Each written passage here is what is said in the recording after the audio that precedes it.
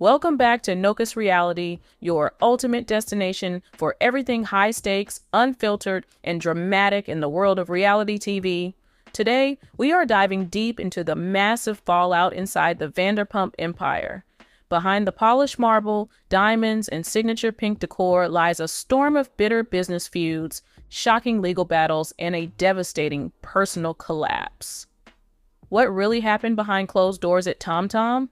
From Tom Sandoval's battle over control and creative authority to Lisa Vanderpump calling the shots as a dominant majority owner, ego clashes took center stage. The tension escalated to the point where TomTom was ultimately sold for a staggering $2.5 million. But the drama didn't stop at the restaurant doors. A hazardous accident at Lisa and Ken Todd's Beverly Hills estate triggered a messy $195,000 lawsuit and sparked an explosive financial dispute between the couple. Add explosive revelations of secret relationships, and Lisa made the shocking move to file for divorce, shattering decades of marriage. How did a multi-million-dollar empire unravel so fast? Hit that like button, subscribe to Nokus Reality, and turn on all notifications. Let's break down the chaos. When Lisa Vanderpump first floated the idea of TomTom to Tom Sandoval, it felt like the ultimate Hollywood fairy tale. Longtime SUR bartender Sandoval made drinks for years, dreamed of becoming a dominating presence in the West Hollywood hospitality industry. For Lisa and Ken Todd, after decades of experience and success running restaurants in London and Los Angeles, they had the golden ticket, a $50,000 investment for an initial 5% partnership with Tom Schwartz.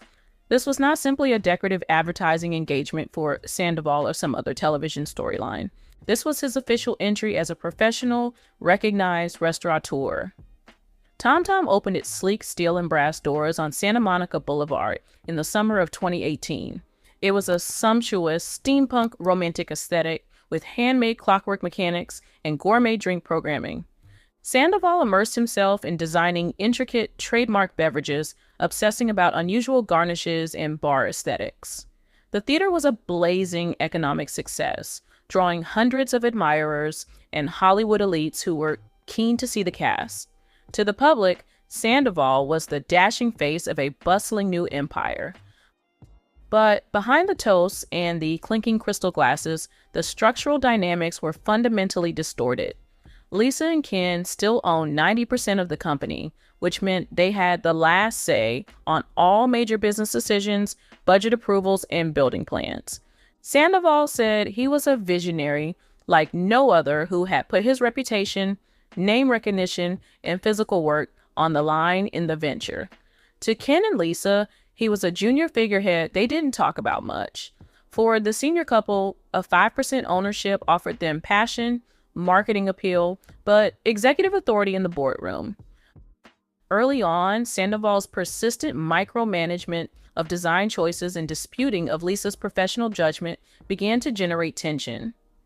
Being on the marquee put him on an equal footing, he thought, not realized that in Lisa's universe, commitment was rewarded, but ultimate authority was never negotiable. Tom Sandoval's stunning success had Tom Sandoval bubbling over, and his goals soon exceeded his tight role as Lisa Vanderpump's junior partner.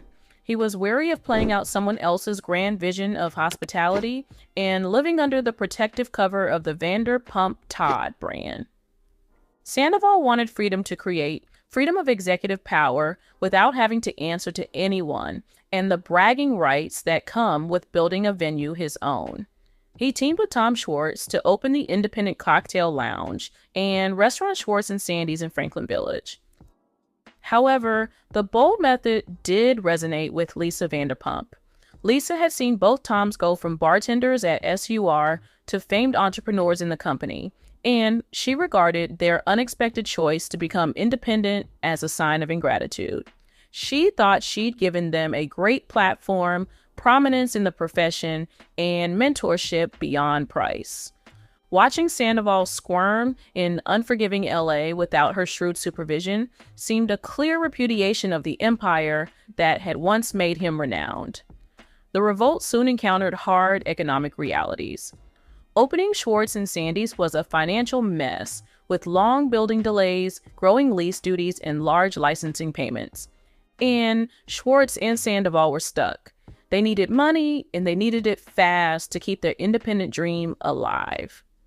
Then they returned to Lisa and Ken Todd and sought a substantial piece of their original cash investment in TomTom back. Ken and Lisa decided to refund some of their funds, but the financial lifeline had catastrophic commercial consequences. They paid out significant sums to shore up their side enterprise, and the dynamic was ruined for good. Lisa and Ken's grip on TomTom was total, and the boys' place in the firm's pecking order was pushed even lower. TomTom's official company structure was shaken up, with some of its cash being drawn back to fund the side venture. Lisa Vanderpump and Ken Todd weren't going to treat Tom Sandoval and Tom Schwartz as the next 5% ownership partners. Instead, Lisa started referring to them publicly and privately as little minority stakeholders, each of whom owned around 2.5%. The math sounded straightforward on paper, but in the crowded confines of the restaurant, it completely shattered whatever idea of equal leadership Sandoval had onto through the years. Sandoval suffered a big psychological blow. It was his name on the marquee, his signature cocktail creations, his celebrity cachet that kept the TomTom frenzy alive, he thought. He felt that despite the actual percentage on a cap sheet, as a founding partner, he should get advance warning, be consulted at an executive level, and be heard before any significant operational changes were implemented. It was not only bad business to leave him out of the important strategic calls, it was a flat-out insult to the brand equity he had developed, he thought. In fact, Lisa Vanderpump was at the mercy of cold, hard hospitality economics laws. She'd opened dozens of multi-million-dollar venues in her career and had no patience for what she called amateur grandstanding. Lisa and Ken did not see a 2.5% shareholder as an executive director. It was a marketing gimmick, a lovely carrot to keep the Toms' interest, not a golden ticket to dissuade experienced restaurateurs who bore 95% of the financial risk. Sandoval grumbled about being kept in the dark, but Lisa cut him off, reminding him that just because he owned a fractional share of the firm didn't mean he got a voice in how things were run. And it was this painful fact that broke their working relationship. Sandoval was bitter. He felt as if he were reduced to little more than a glorified mascot in the very arena that bore his name. Meanwhile, Lisa was becoming increasingly frustrated with his frequent demands for control. The tension between Lisa Vanderpump and Tom Sandoval was palpable and boiled over in an explosive argument after Lisa's West Hollywood neighbor, the beloved West Hollywood establishment Pump Restaurant Lounge, closed its doors for good under rising lease costs. Lisa saw a wonderful business opportunity. Instead of letting Pump's signature aesthetic, lucrative cocktail catalog, and veteran culinary staff fall by the sidelines of hospitality history, she took the heart of Pump and put it straight inside TomTom, taking over the back patio space and making it the high-traffic Pump Lounge at TomTom Garden Bar. Smart and logical business choice by Lisa and Ken Todd to save high-margin income sources and keep Pump's devoted fan following. Lisa didn't wait for approval from outside. She implemented broad operational changes, reconfiguring the rear garden design, introducing Pump's distinctive food selections, and bringing in a completely new executive head chef to lead the revised culinary program. Lisa was the principal owner and was footing the bill for the entire business, so she had the undeniable right to make top-level choices on the fly. But when Sandoval went in and saw the sweeping changes already taking place, he was completely surprised and terribly humiliated. It was like a kick in the face. Half of TomTom is a visual change. People moved, a complete new culinary system built without so much as a courtesy, heads up. Sandoval was angry with Lisa, who he said was using TomTom's name as a life raft for Pump, which was a betrayal of the original brand and an affront to his dignity as an equity partner. Lisa met Sandoval's angry complaints with steely determination. She reminded him flatly of his 2.5% interest and underlined that the true executive power was solely with those who backed the firm. Sandoval's complaints were immediately disregarded, and he fumed on the sidelines of his own eponymous tavern. The open fight for domination was the final, decisive indication that TomTom was no longer a cooperative creative business. It was Lisa's domain, and the insufferable antagonism was about to throw the whole project into irrevocable liquidation. Inside TomTom, the atmosphere had become toxic, suffocated by constant tension, damaged egos, and incessant power games. Ambitious protégés and proud mentors who had begun with a brilliant, happy venture had found themselves changed into a rigorous business battleground. Every staff meeting, every operational modification, every menu update felt like a confrontation waiting to happen. Lisa Vanderpump and Ken Todd, who have ruled the high-stakes hospitality sector across continents for decades, were weary of Sandoval's chronic hatred and the continual backstage strife that threatened to tarnish their flagship brand. The relentless glare of reality television, internal bickering, and polarizing focus from the greater public concerns had turned the once flourishing institution into a lightning point.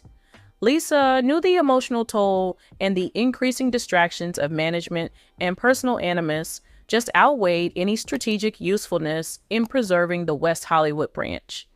She had made her empire on elegance and distinction, not on continual battling over minority shares. It had been a place of magic once. Now it had become an environment of divisiveness and suspicion, an atmosphere which could not be borne. But Lisa and Ken made the strategic choice to sell off their position and remove all ties, rather than allowing the brand to die on the vine after years of unrelenting antagonism. TomTom was sold officially in a small but major financial move for a whopping $2.5 million. The multi-million-dollar transaction is a clear, unceremonious end to a high-profile collaboration that had piqued the imagination of reality television audiences around the world. The transaction was a hard reality check for Tom Sandoval. He had dreamed of a sprawling hospitality empire, but all he had was his crowning work, shut behind gilded doors, and a little financial reward for his diminishing little stake. The sale papers were signed, and Lisa and Ken walked away with tidy profits and their executive dignity intact, severing the professional umbilical cord that had bound them to Sandoval forever. Lisa Vanderpump and Ken Todd have long taken refuge in the polished, luxurious walls of their Beverly Hills home, distant from the harsh glare of the West Hollywood food scene. To the outer world, the massive multi-million-dollar estate was an untouchable sanctuary of beauty, exquisite landscape, and effortless affluence. This quiet backdrop was the stage for Lisa's lavish lifestyle, apart from the petty squabbles of business colleagues and the cameras of the media. But in the glittering chandeliers and polished marble lobbies, physical threats were brewing discreetly behind closed doors. Late November 2023, a local professional handyman, Eric Nieto, was hired by a couple to conduct some needed maintenance and utilities work on the enormous property. It was part of Nieto's allocated duty to take an interior stairs down to the lower basement level of the estate. The underground hallway, rarely seen by guests or cameras, was a world apart from the beautiful public living areas upstairs. It was a valuable tunnel offering access for utility, storage, and maintenance. Nieto was coming down the steps with his equipment when his foot grabbed on a stair tread that was uneven and poorly maintained. He was unable to steady himself against the steep drop and lost all balance going down the flight of stairs. The effect was immediate and powerful. Nieto suffered a catastrophic injury to his lower body, twisting his foot and ankle so hard that suffered a severe, highly debilitating Maisonneuve-type fracture. In a second, Beverly Hills' calm refuge was an emergency situation. Paramedics took the injured worker to the hospital, where medical professionals confirmed he would need rapid corrective surgery, stabilization with metallic hardware, and long-term intense physical treatment. For Lisa and Ken, what began as a routine maintenance job on an ordinary afternoon suddenly became a domestic nightmare of epic proportions. The stunning fall at the Beverly Hills home immediately turned into a high-stakes legal battle.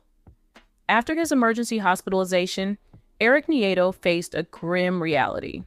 Complicated orthopedic surgery to repair his shattered ankle, weeks of complete immobility, and a scary outlook on whether he would ever be able to return to manual labor.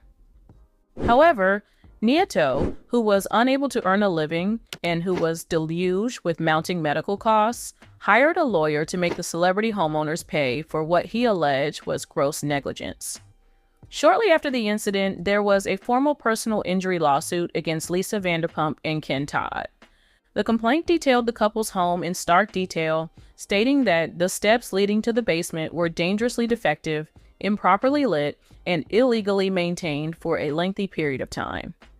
Nieto's legal team stated Lisa and Ken, as owners of substantial property, had a direct legal duty of care to ensure safe working conditions for the individuals they employed, and they consciously ignored a dangerous structural issue.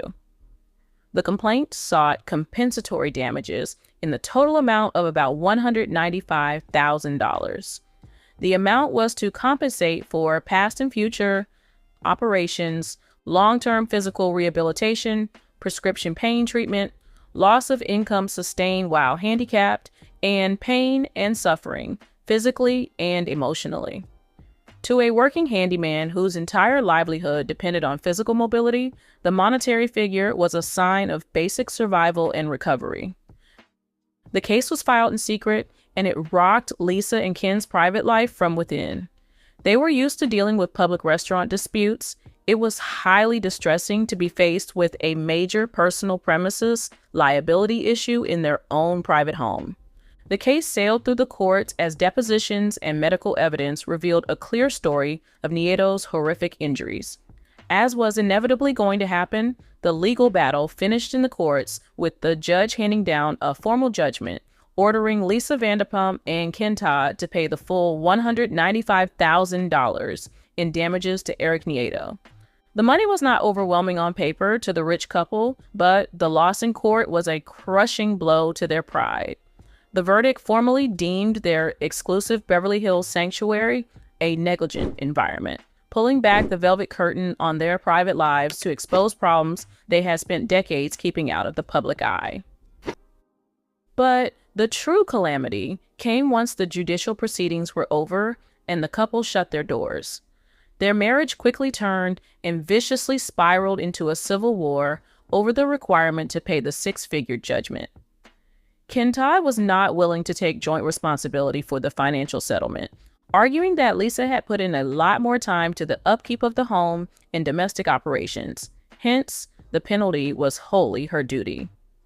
Ken insisted that his wife make the check from her individual funds and would not entertain the idea of paying the liability from combined finances. Lisa was really wounded and really surprised by the cold, transactional reply from her husband. We had supported by Ken through decades of international business deals, high-stress restaurant openings, and countless public storms to see him walk away from shared responsibility over a domestic home disaster was an ultimate act of betrayal.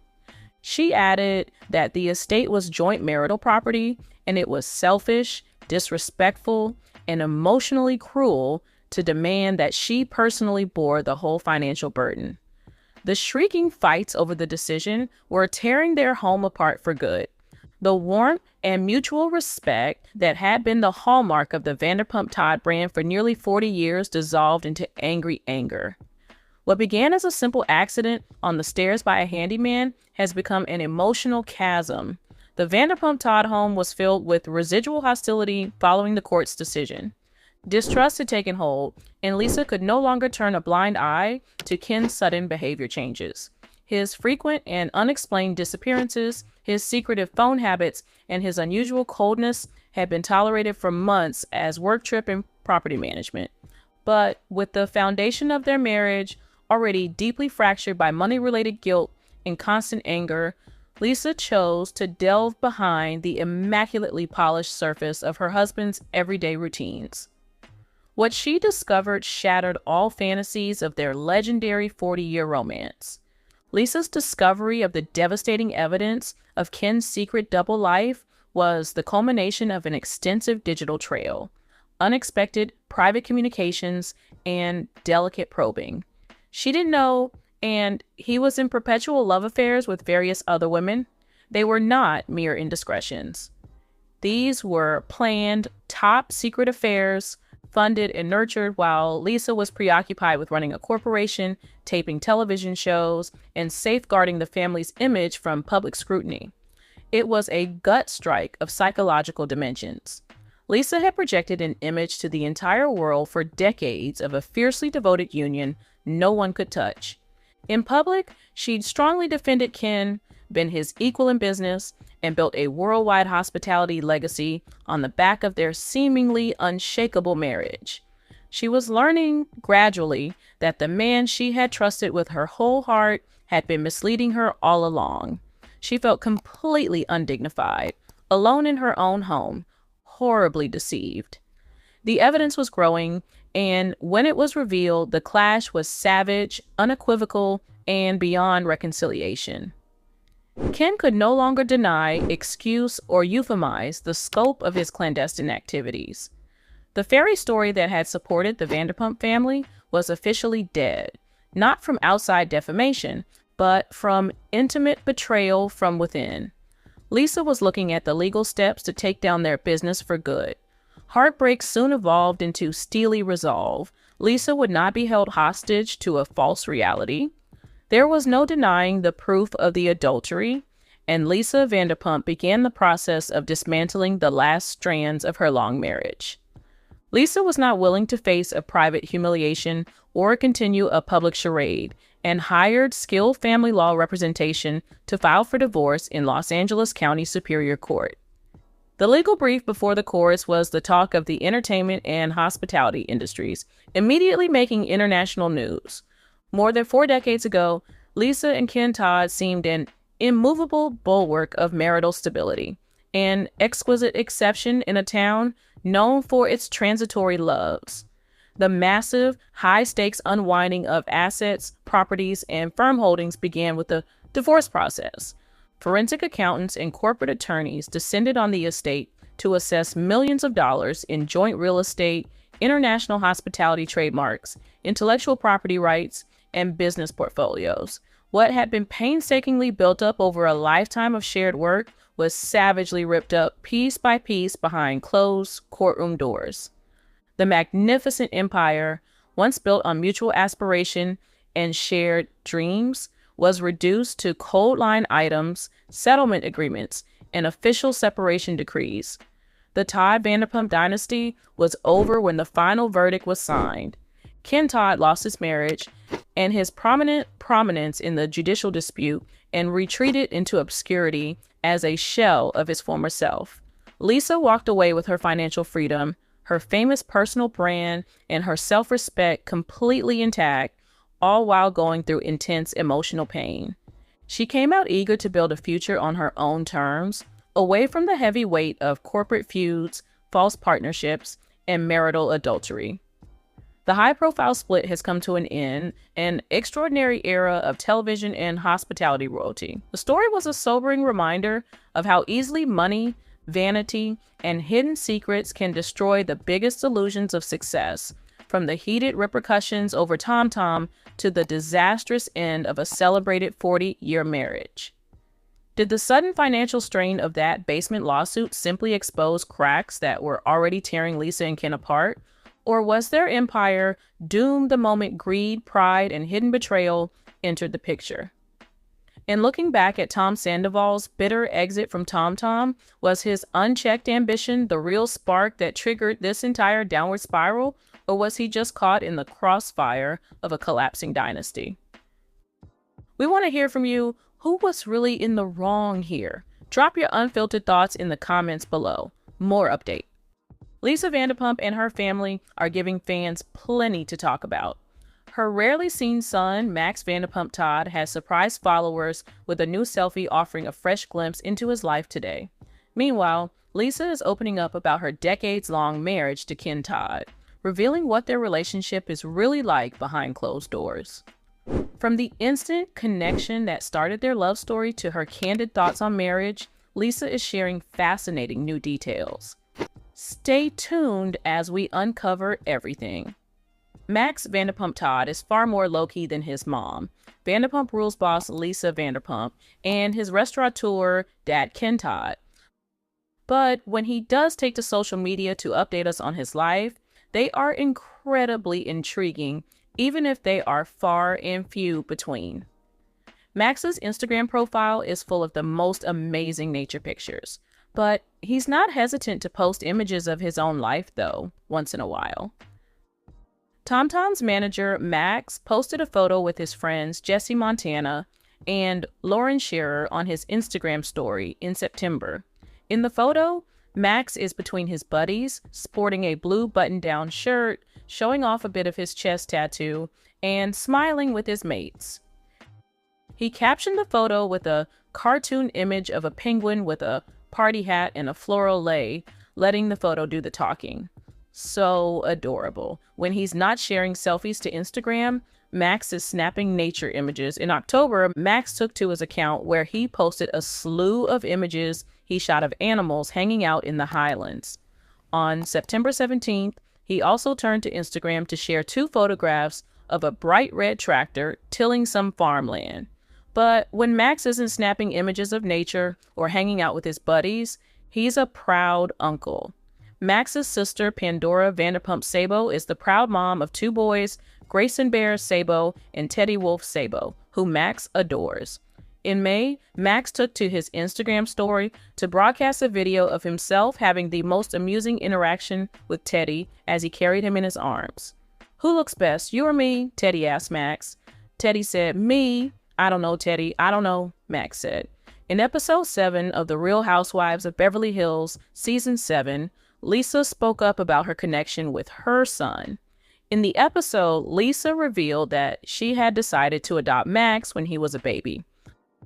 "I knew very well I could have more children biologically, but the adoption was my choice," she confessed during the program. "And we heard about Max, who was in foster care, and I just wanted him. I said I'd have him before I even got there." Lisa Vanderpump shares insight into marriage to Ken Todd. "No disrespect to my husband. Lisa Vanderpump and Ken Todd married in 1982, and their marriage is still going strong. But admirers have always puzzled why Lisa has preserved her maiden name. And as you can see in the video above, Vanderpump Rules boss solved the mystery during a visit to Bravo HQ several years back.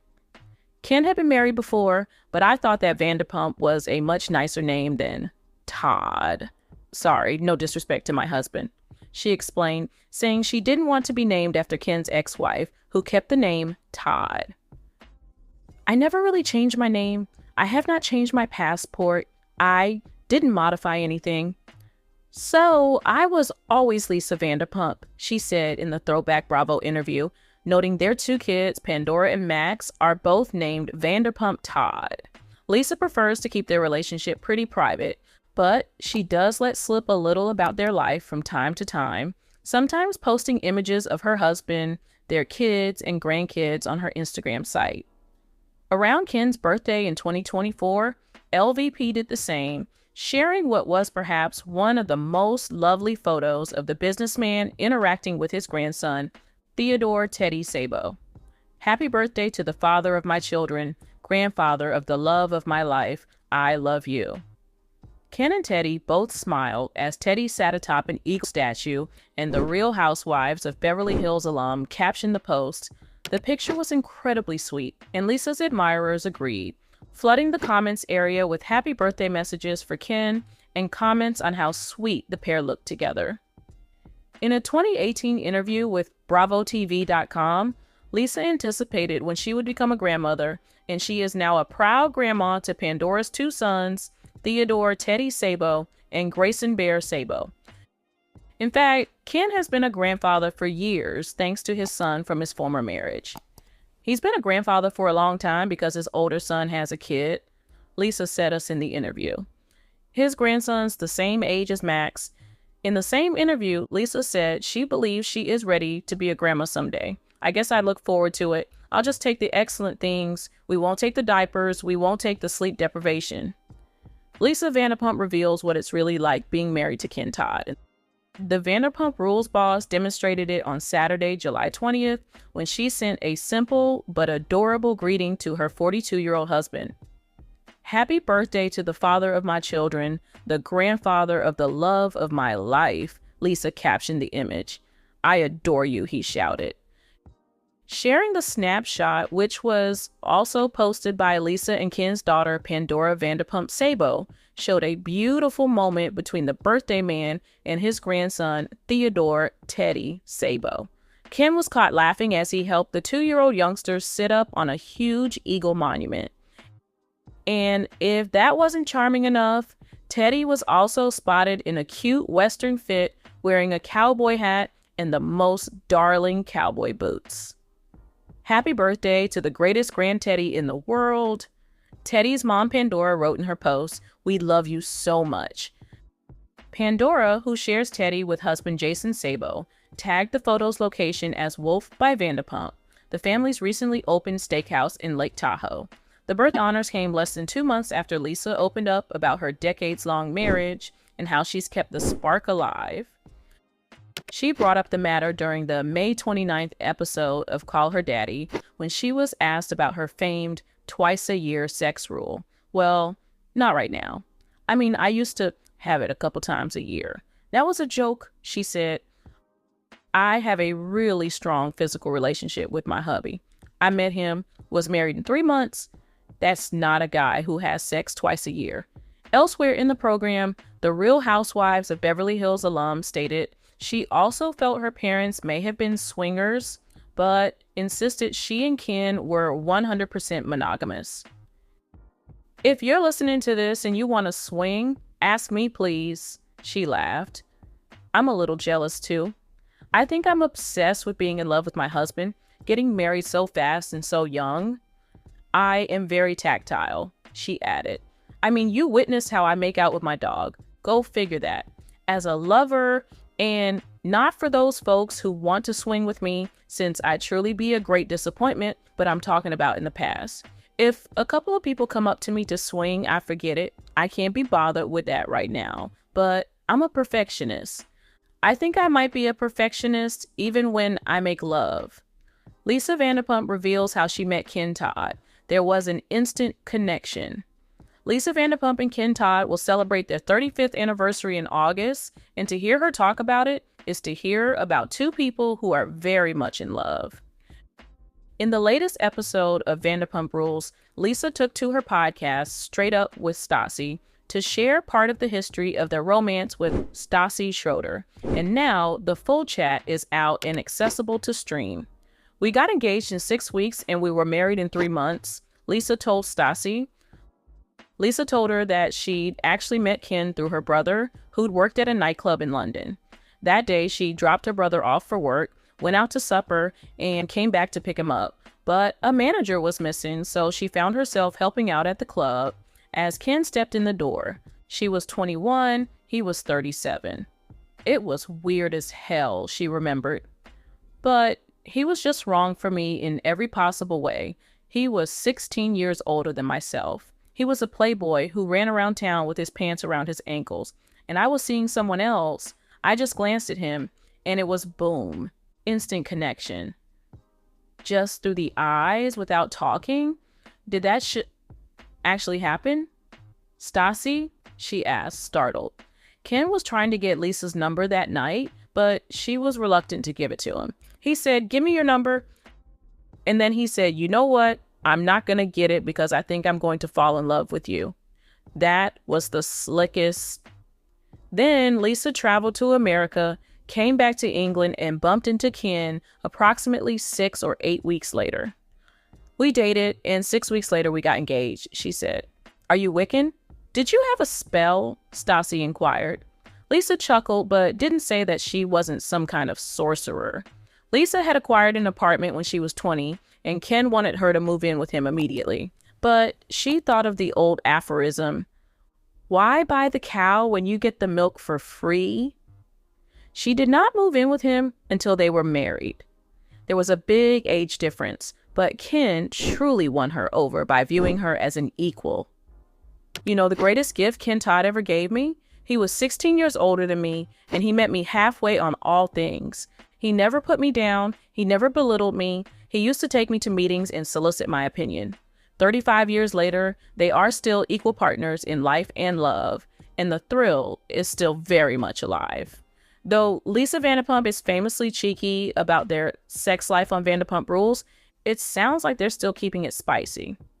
"There's nothing I haven't tried," Lisa added, adding, "Well, there's a couple of things." "Oh my God, you did it up the ass," Stassi cried out. "I can't do it. I'm too afraid. Oh no, I would never do it. That isn't me, and that isn't my hubby. Thank God." "Am I supposed to be offended that no one has ever asked me to do that?" Stassi said. "Because my butt is concave." "Ken is a very sexy man," said Lisa. "Ken understands what he's doing. Ken is a highly virile man, and he's got it going on. Very. Like a little too much." Let us know in the comments and stay tuned by subscribing to our channel to get more updates like this. Thank you.